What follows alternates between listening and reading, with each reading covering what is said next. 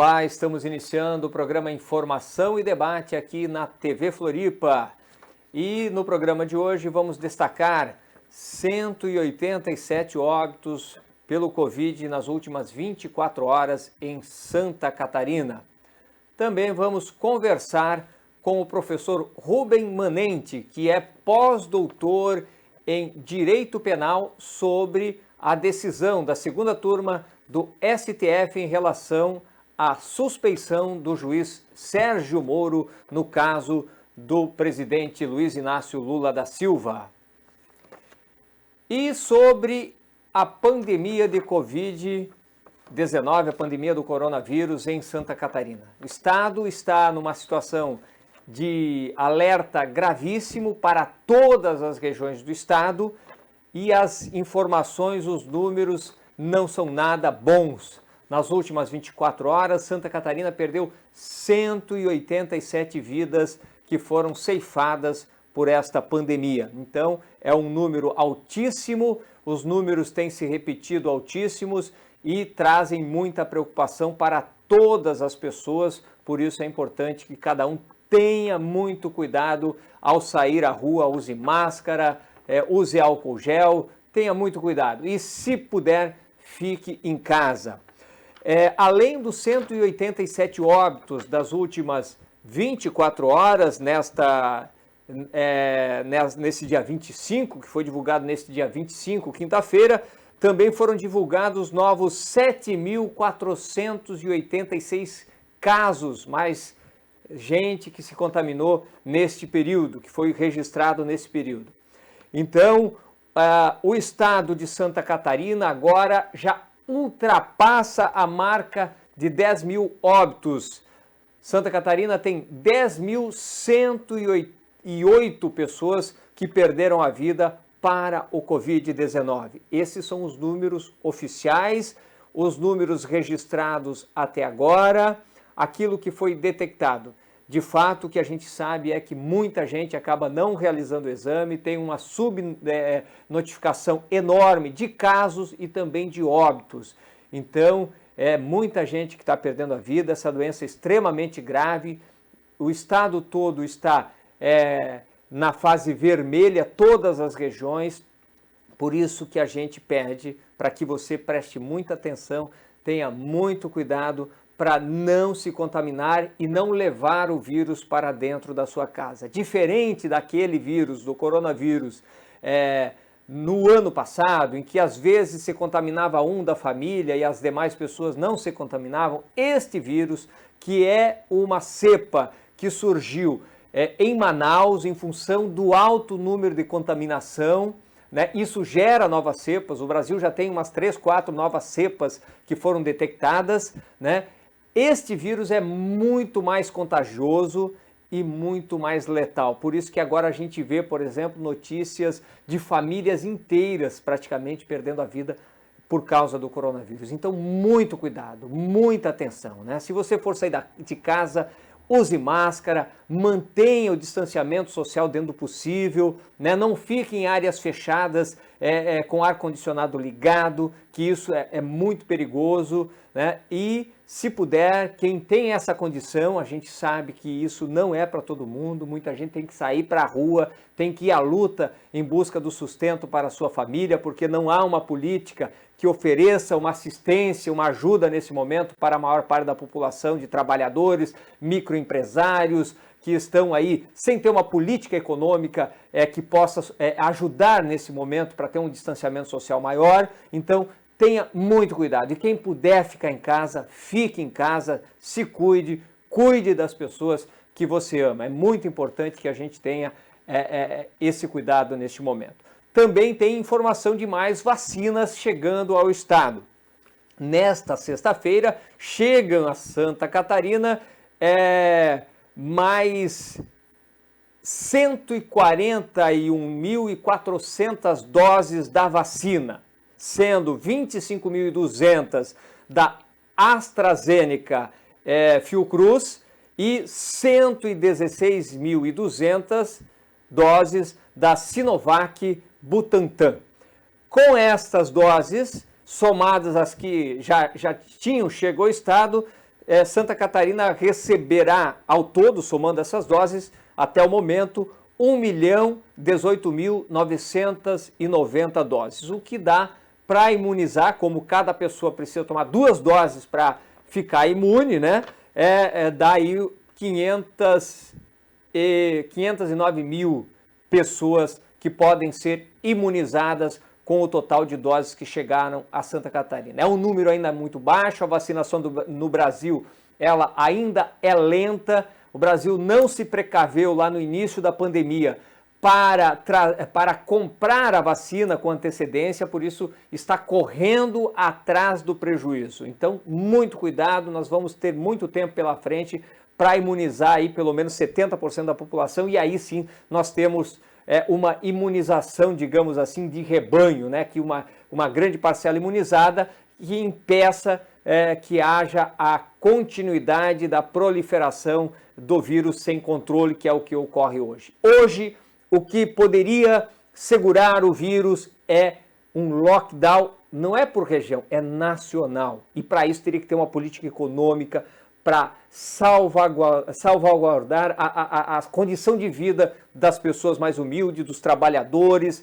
e também das micro e pequenas empresas. E isso não está nos planos, infelizmente, do governo, não há uma condição para isso e nós vamos perder certamente muitas vidas daqui para frente. Por isso que é fundamental que cada um se cuide ao máximo para não perder a vida, para que a sua família esteja protegida. É isso, muito cuidado então, fique em casa se você puder, se você não puder ficar em casa, use máscara para sair à rua. Nós vamos a um rápido intervalo comercial e voltamos já com a entrevista com o professor Rubem Manente sobre o caso do presidente Lula, né, que teve agora decretada a suspeição do juiz Sérgio Moro e, por isso, o presidente Lula ganha mais uma ação na justiça no STF e mantém aí o seu direito, os seus direitos políticos e se coloca como um nome forte nas eleições de 2022. Depois do intervalo comercial.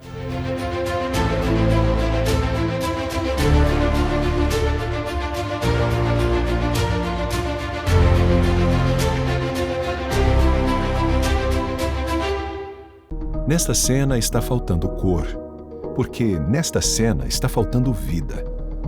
Mas para que essa vida possa voltar, é preciso vacinar professores e todos os que trabalham nas escolas. Protegendo a escola, protegemos as crianças, as famílias, as cidades e o país. Vacine a escola, que a vida volta. Uma campanha Sinte Santa Catarina.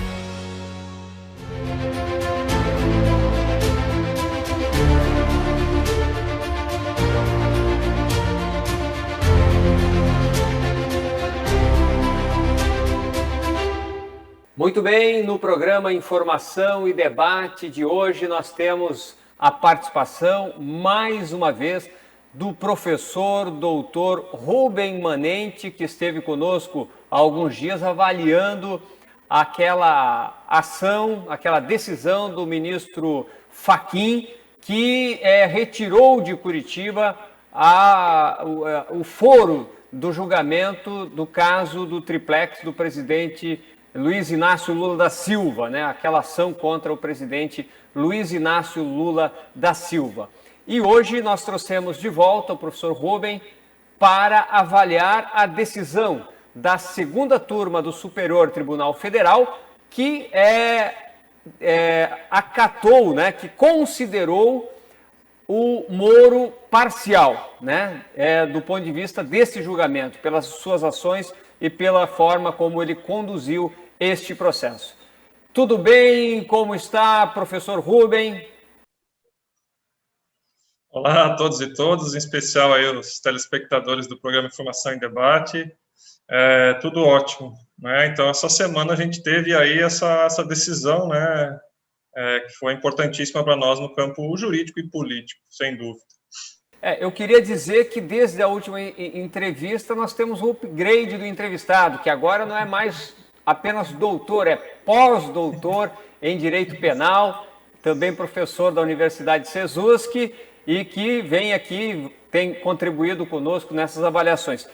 Professor Rubem, qual a sua avaliação, então, desta decisão do STF que considerou o juiz Moro, desta vez não é incompetente, mas sim de que ele não era um juiz imparcial para fazer o julgamento, quer dizer, considerou ele parcial, né? A atitude dele parcial e, portanto, isso tem outros desdobramentos.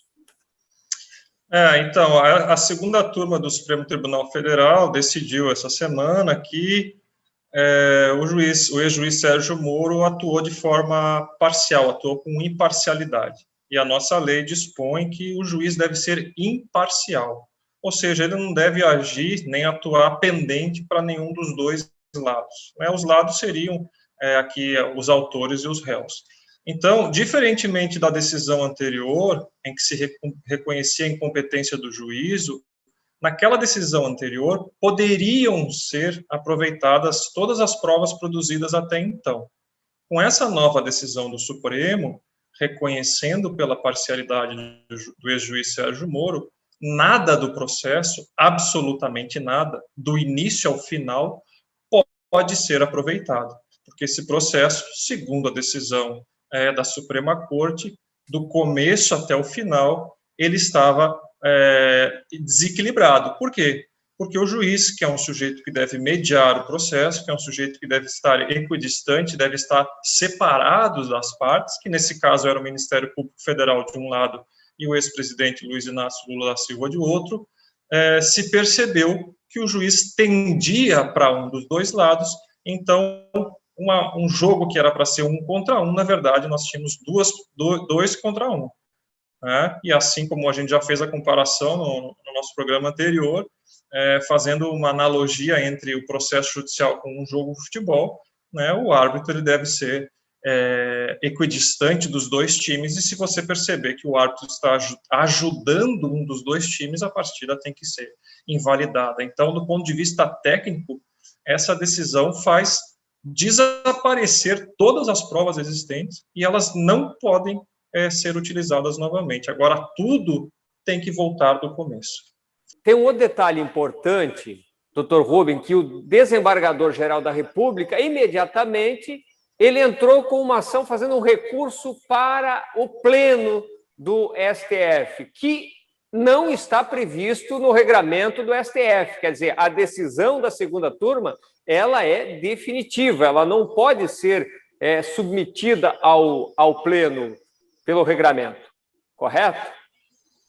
A gente nunca pode esquecer que esse caso especificamente, o caso do ex-presidente Lula, ele não pode ser analisado somente do ponto de vista jurídico, porque a gente tem uma série de atropelos judiciais, inclusive a decisão anterior do ministro Fachin, determinando que tudo voltasse para Brasília, porque o Fórum de Curitiba não era competente, e aí uma semana após a gente tem outra decisão se sobrepondo a essa, dizendo que, na verdade, não pode voltar nada para lugar nenhum, porque nada existe a partir de agora, porque o juiz atuou com parcialidade.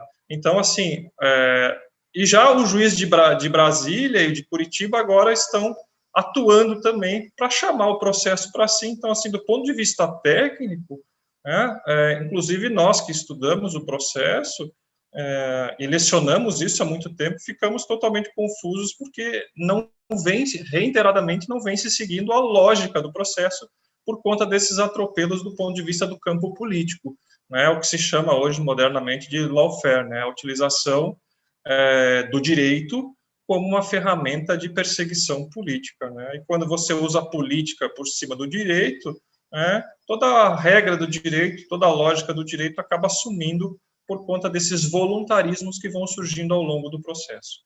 Bom, a decisão que ocorreu na segunda turma, ela invalida a questão do processo do triplex, mas ela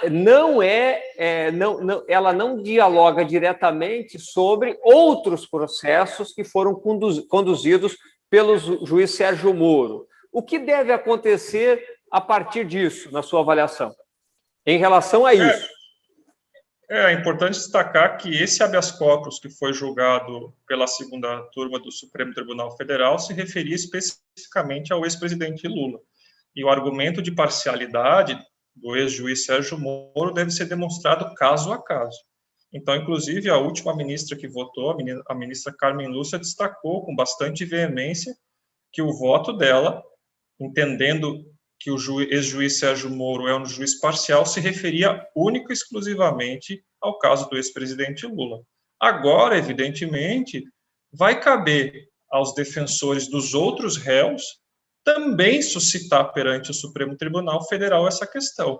É dizer, se eles conseguirem provar que houve essa parcialidade em relação a eles, isso deve ser estendido a eles também, mas essa extensão não é automática. O Supremo vai ter que ser provocado sobre isso, ou seja, os defensores vão ter que fazer um pedido judicial e demonstrar isso do ponto de vista probatório também, o que a defesa do ex-presidente conseguiu fazer com êxito e o Supremo reconheceu assim. Então, essa decisão não é automática para os outros corréus. Perfeito. Bom, nós temos duas decisões que, em tese, devolvem os direitos políticos para o presidente Lula, mas um grande jogo de bastidores para também tentar invalidar isso, né? A própria tentativa de jogar ao pleno aquele debate que o Fachin, a decisão do Fachin, teria esta intenção, aparentemente, essa movimentação, já que não está indo para a segunda turma, que seria a corte correta. Há segurança diante de tantas inovações do direito nesse processo? Há alguma segurança para se avaliar, por exemplo, se o presidente Lula poderá ser candidato no ano que vem à presidência da República, na sua avaliação? Ou se ainda pode haver algum tipo de movimentação jurídica que impeça isso? Não há segurança alguma, né? Do ponto de vista jurídico, me parece que a questão está muito bem debatida e foi muito bem encerrada. Repito, esse processo, desde o começo, demonstrou muito estranho mesmo, e nos termos jurídicos a gente chama isso de ilegal, né? Justamente por conta de todos fatos que foram demonstrados ao longo do processo, gravações do escritório do ex-presidente, condução coercitiva, divulgação da delação do Palocci na véspera da eleição, e cabe registrar que nesse habeas corpus não foram nem consideradas as mensagens obtidas na operação spoofing, ou seja, aquelas mensagens hackeadas do Deltan Dallagnol, que demonstravam conversas ali ilícitas entre ele e o ex-juiz Sérgio Moro.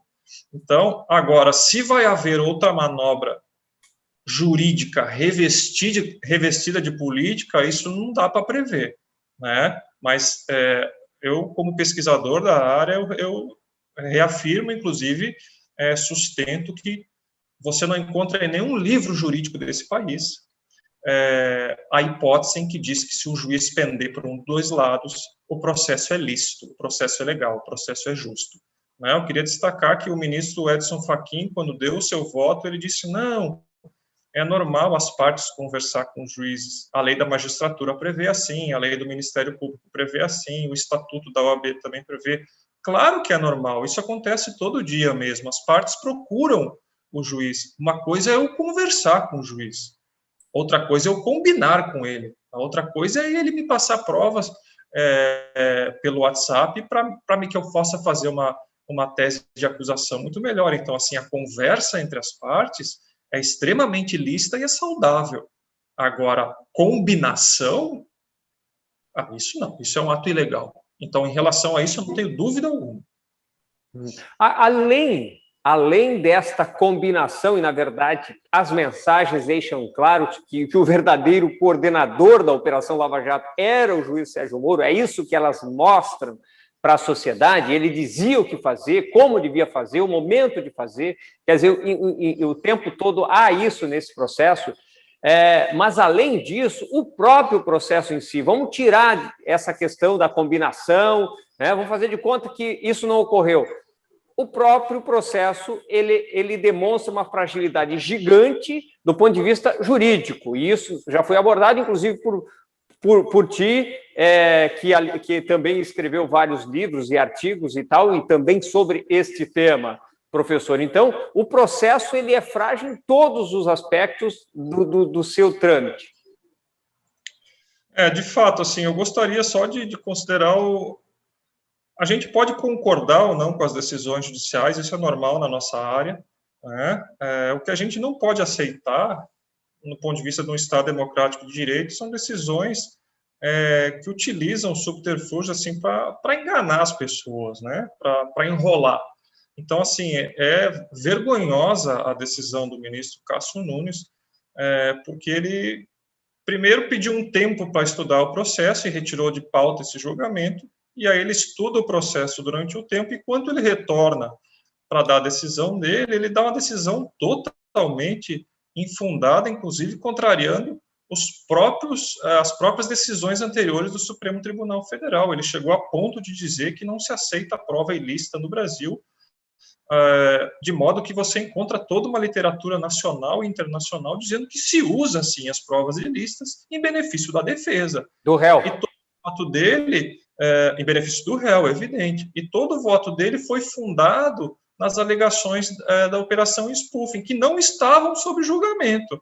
Inclusive, a gente até pode achar que o ministro Gilmar Mendes passou um pouco do tom, mas o Gilmar Mendes, o Ricardo Lewandowski e a Carmen Lúcia, os três ministros mostraram para o Cássio Nunes, não, a gente não está julgando os áudios da Operação Spoofing, nós estamos julgando coisas que já aconteceram nesse processo e estão mais do que provadas. Então, assim, é um voto que, além de não concordar, é um voto que não está à altura de uma Suprema Corte de um país.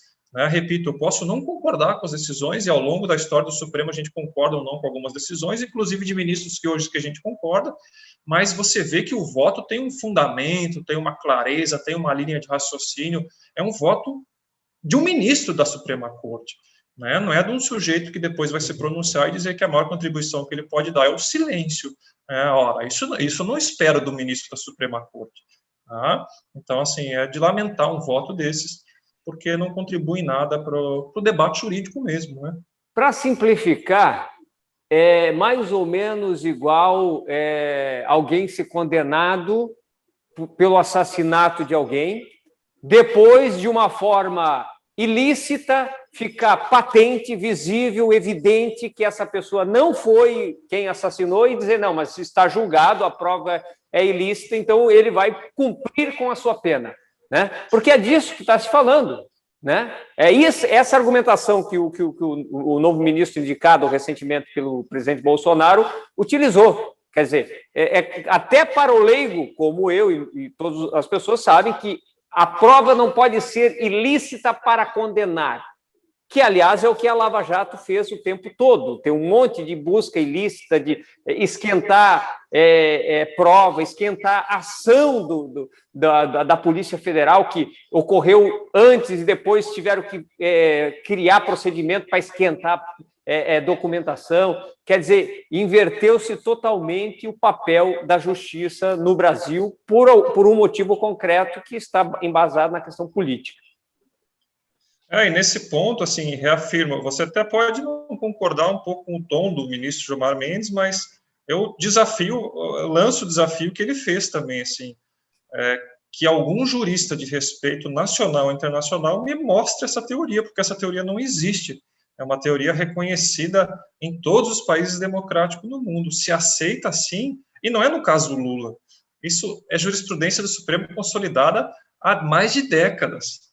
Então, assim, não é um casuístico em relação especificamente ao ex-presidente Lula. Você pode trocar a figura do Lula por qualquer outro réu.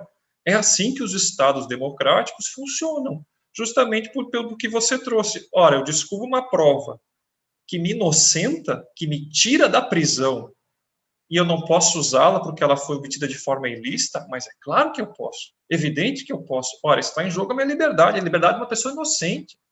Então, isso se faz há muito tempo, não só no Brasil, inclusive em órgãos internacionais. Por quê? Justamente porque essa é a lógica do direito penal. Ou seja, a gente tem que fazer de tudo para proteger e livrar os inocentes. Essa é a lógica do direito penal. Tá? Bom, agora, o inverso não é verdadeiro. para irmos para os finalmente, que eu já estou explorando bastante o seu conhecimento aqui, doutor Rubem, isso possibilita uma ação do presidente Lula, né, contra o Estado por reparação, afinal ele ficou preso, e também há aí que se discuta a questão do próprio Moro pagar custas, enfim, também, e ele ser processado em função de não ter sido imparcial nesse julgamento em relação ao presidente Lula. Sim, assim, as pessoas que são condenadas, processadas e presas injustamente, elas têm o direito de pleitear uma indenização perante a justiça por conta desse dano que é incalculável, né? Mas que, de qualquer maneira, a gente atribui um valor a isso, então o ex-presidente tem todo esse direito de buscar no judiciário uma reparação econômica de todos aqueles danos que ele sofreu desde essa perseguição injusta. Então, isso é um ponto. Mas veja, e, por outro lado, evidentemente, surge a possibilidade do ex-juiz, que atuou de forma ilícita, também o dever de indenizar por conta do seu ato ilícito. Todas as pessoas no Brasil que cometem atos ilícitos ficam sujeitos a reparar esses atos. E assim se faz também, em relação a qualquer pessoa que seja. Então, nesse sentido, mas veja, firmando o meu entendimento anterior, o entendimento dos Estados democráticos, ninguém está falando nesse momento em atribuir crime ao ex-juiz Sérgio Moro. Por quê? Porque se as provas foram obtidas pelo hackeamento ilegal, isso não pode ser feito. Crimes, não. Veja, então essa é a lógica do direito penal. As provas ilícitas não podem ser usadas para atribuir crimes às pessoas. Mas para livrar as pessoas de crimes, elas podem sim. Então, assim, você nunca vai me ouvir dizer, ou você nunca vai ouvir um jurista de respeito nacional e internacional dizer que as provas ilícitas valem para condenar, porque não valem. Mas o inverso é verdadeiro. Elas valem para absolver. Então, eu poderia ser político aqui e dizer assim, apesar de não concordar com toda a condução desse processo do ex-juiz Sérgio Moro, eu poderia politicamente dizer assim, não, ele merece ser preso, ele merece pagar por esses atos. Não, isso eu não faço, porque eu tenho compromisso com a técnica pela qual eu me dedico a estudar. Então, isso não pode ser feito nem para o ex-juiz Sérgio Moro, nem para qualquer réu, independente de a gente achar que isso deva ser feito. Né? A minha opinião pessoal é uma coisa, né? A minha opinião profissional deve ser baseada naquilo que a técnica diz, que é a técnica do direito. Doutor Rubem, queria agradecer a sua participação aqui no programa Informação e Debate. Se tiveres mais alguma colocação sobre esse tema, fique à vontade. Obrigado a todos e todas. É uma satisfação mais uma vez. E reforçar, assim, independente de você gostar ou não do ex-presidente, essa decisão é uma decisão muito importante para nós todos em relação ao fortalecimento do nosso sistema jurídico. Repito, uma decisão que enfraquece um inimigo nosso, ela pode se voltar contra nós. E aí, quando chegar em relação a nós vamos querer as garantias que a gente tanto proclama. Então, assim, se vale para um, deve valer para todos, porque isso é uma questão de legalidade, é uma questão de igualdade. Senão, é uma perseguição política que pode não ter fim. Hoje é alguém que eu não concordo, mas amanhã pode ser alguém que eu concordo. Obrigado. Muito obrigado, professor, pós-doutor Rubem Manente, professor da Universidade Sesusc, autor de diversos livros na área do direito penal e que trouxe aqui importantes avaliações, ponderações e leitura do ponto de vista jurídico desse processo contra o ex-presidente Lula. Muito obrigado. Nós seguimos aqui com o programa Informação e Debate. E além de acompanhar o Informação e Debate pelo canal 4 da NET aqui na TV Floripa, você também pode acompanhar pelo canal da TV Floripa no YouTube. Se inscreva no nosso canal, clique no sininho e receba notificações sempre que a gente colocar um novo programa no ar. Também passe adiante, compartilhe com seus amigos a nossa programação para que a gente possa chegar mais longe. E eu queria convidar também para que você pudesse ajudar a construir a nossa programação. Se você tiver qualquer informação relevante, alguma coisa na sua rua, no seu local de trabalho, que você acha que pode ser notícia, você manda essa informação para nós. Pode inclusive gravar vídeos e mandar para a gente. Lembre-se de gravar no formato horizontal para a gente poder reproduzir aqui no nosso canal. Então mande para o nosso e-mail da TV Floripa ou pelo nosso WhatsApp. Vamos ficando por aqui, eu agradeço a sua companhia no dia de hoje, no programa Informação e Debate. Cuide-se, se você sair use máscara e se puder, fique em casa. Até o próximo momento.